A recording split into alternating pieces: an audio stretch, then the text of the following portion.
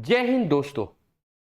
आज की क्लास में हम कैलकुलेशन शॉर्ट ट्रिक्स के सेशन में बात करेंगे कि किसी दो डिजिट के नंबर को अगर 99 से मल्टीप्लाई किया जाए तो आप विद इन सेकेंड्स उसको कितनी जल्दी कर पाते हैं।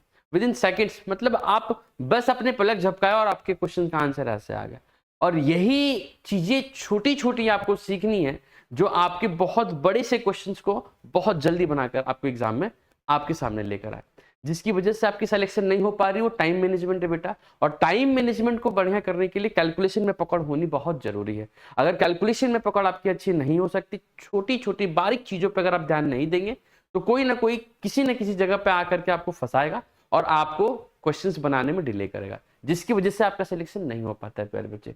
तो आज की क्लास में हम session number 6 tips and tricks, बिल्कुल आप जानते हैं जो चीजें हम बता रहे हैं बिल्कुल चुटकियों में हो सकता है अगर आप उसका अच्छे से अभ्यास करें तो, और पेपर में बिल्कुल आता, डायरेक्ट तो नहीं आता लेकिन क्वेश्चंस में आता है। आज क्या सीखेंगे दोस्त? Multiplying two digit number by 99। अगर किसी नंबर को, अगर दो डिजिट का कोई नंबर है, अगर कोई दो डिजिट का नंबर है और उसको मल्टीप्लाई करना पड़े किससे? 99 से, तो आप विद इन सेकेंड्स कैसे इस क्वेश्चन को सॉल्व कर सकते हैं।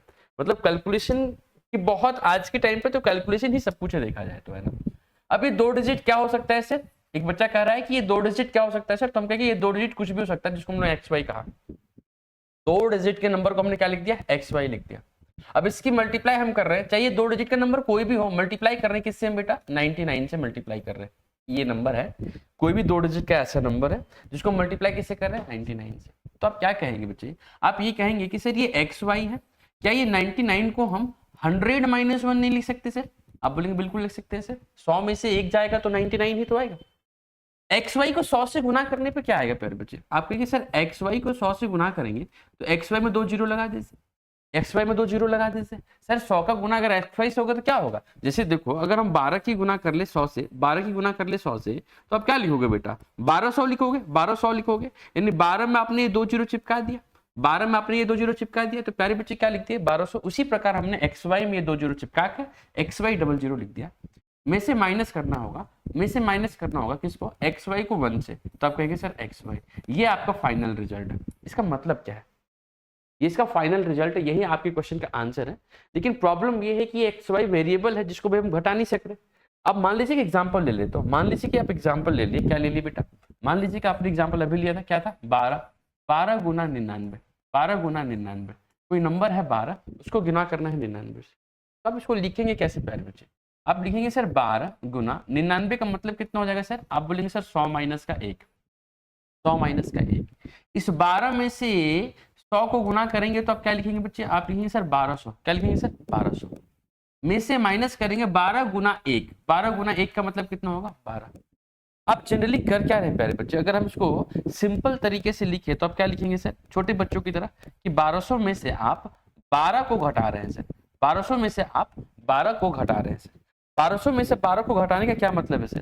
आप कहेंगे सर ये तो डबल जीरो है, ये तो घटेगा नहीं। अगर हम इस डबल जीरो को, अगर हम इस डबल जीरो को यहां से एक थमा दें, यानी एक हमने इसको उधारी दे दिया, एक हमने इसको उधारी दे दिया, तो जैसे ही 100 में, जैसे ही 100 में एक लगेगा तो ये क्या बन जाएगा सर? आप कहेंगे सर 100 लग जाएगा।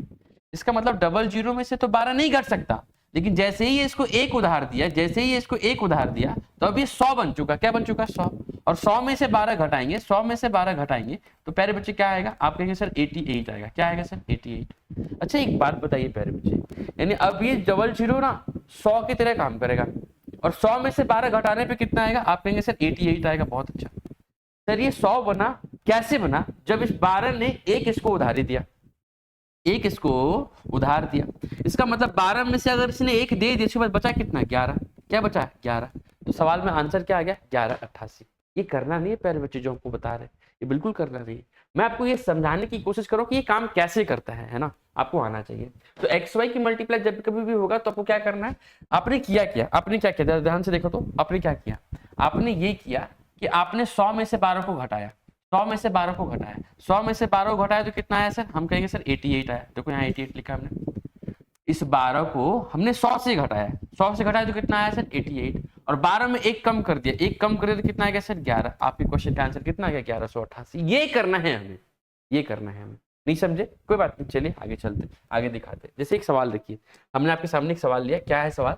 सवाल है सर 23 और 99 की मल्टीप्लाई करनी है। तो अभी आपको बताया कि अगर ये 23 है तो इसको किस में घटाएंगे, तो पहले 23 में से एक कम करो, 23 में से एक कम करेंगे तो कितना आएगा 22, 23 में से एक घटा लिए तो 22, और 100 में से 23 को घटा दो। अगर 100 में से 23 को घटाएंगे तो प्यारे बच्चे कितना आएगा 77, कितना आएगा 77। तो आंसर कितना हो गया 2277।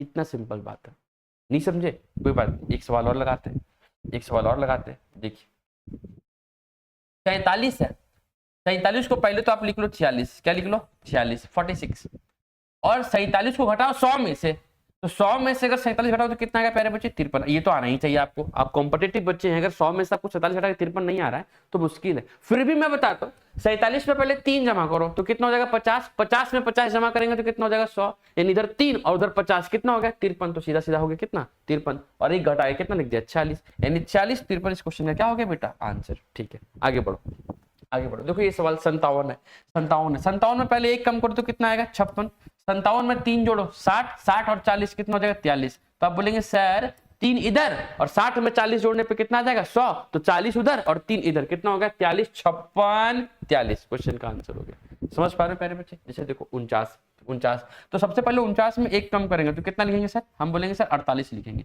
49 में एक जोड़ो तो 50, 50 में और 50 जोड़ो तो 100, एक और 50 कितना हो गया, आप कहेंगे सर 51, तो आप लिख दो 51, क्या हो गया सर 48 51। समझ लो, एकदम समझ में आ रहा होगा बेटा। अच्छा देखो यहाँ पॉइंट आ गया, बिल्कुल डेसिमल वाले सवाल भी बनते हैं, आपको बिल्कुल परेशान नहीं होना, आप देखो क्या कर सकते हो, आप इस पॉइंट को अभी तो नेग्लेक्ट करो, इस पॉइंट का कोई मतलब नहीं मेरे हिसाब से।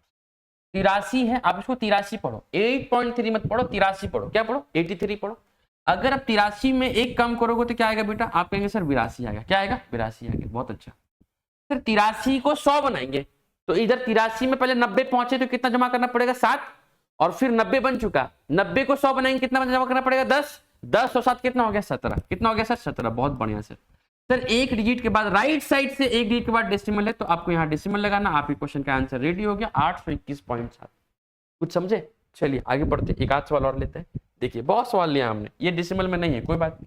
हम 44 को एक कम करेंगे तो क्या लिखेंगे सर 43, 44 का 6 तो हो गया 6 इधर 50 और 50, तो 6 और 50 कितना हो जाएगा सर 56, तो कितना आंसर आ गया 43 56। ऐसे आपको आदत लग जाएगी, धीरे धीरे प्रैक्टिस होगी तो आपको ये सब दिखेगा कि सीधा 100 में से 44 घटाने में कितना आता है सर 56 आता है। समझ पा रहे हो।